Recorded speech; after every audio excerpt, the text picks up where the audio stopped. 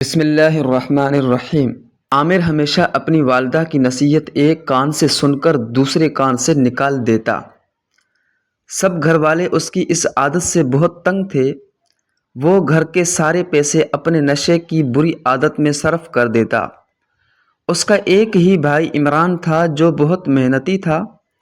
عامر کے والد 3 سال پہلے وفات پا گئے۔ ان کی وفات کے بعد عمران نے اپنی تعلیم ادھوری چھوڑ کر گھر کا خرچہ سنبھال لیا۔ وہ صبح سویرے کام کی تلاش میں گھر سے نکل جاتا اور شام کو واپس لوٹ آتا، لیکن عامر بری صحبت میں پڑ گیا اور اسے نشے کی لت پڑ گئی۔ اس کے گھر والوں نے اسے بہت سمجھایا، لیکن اس کے کان پر جوں تک نہ رینگتی۔ اس کے دوست اسے اس کے گھر والوں کے خلاف ورغلاتے اور وہ ان کی باتوں میں آ جاتا۔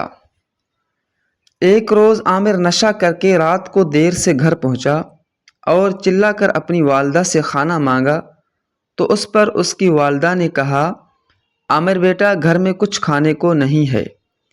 یہ سن کر عامر طیش میں آ گیا، کیونکہ اسے بہت زیادہ بھوک لگ رہی تھی، اور چلا چلا کر اپنی والدہ کو برا بھلا کہنے لگا۔ عمران نے اسے روکا، مگر اس نے کسی کی ایک نہ سنی۔ عمران نے اس کے منہ پر تھپڑ مارا۔ ان کی والدہ یہ سب دیکھ کر بلک بلک کے رو رہی تھی۔ اگلے صبح ماں نے عامر سے کہا، پہلے کام کر رقم لا، پھر گھر میں کھانا پکے گا۔ یہ سن کر عامر آگ بگولا ہو گیا۔ وہ اپنی ماں کو دھکا دے کر وہاں سے باہر نکل گیا۔ جب وہ اپنے دوستوں کے پاس پہنچا تو اس کے پاس پیسے نہ ہونے کی وجہ سے اس کے دوست اس سے جھگڑا کرنے لگے اور اسے اتنا مارا کہ وہ زخمی ہو کر زمین پر گر پڑا۔ وہ گلی میں بے ہوش پڑا تھا۔ تب چچا کرم داد کا وہاں سے گزر ہوا۔ انہوں نے عامر کو اس حالت میں پایا اور وہ اسے اسپتال لے گئے، اور وہاں سے جب اس کے گھر میں اس کی ماں کو بتایا تو وہ بہت پریشان ہوئی۔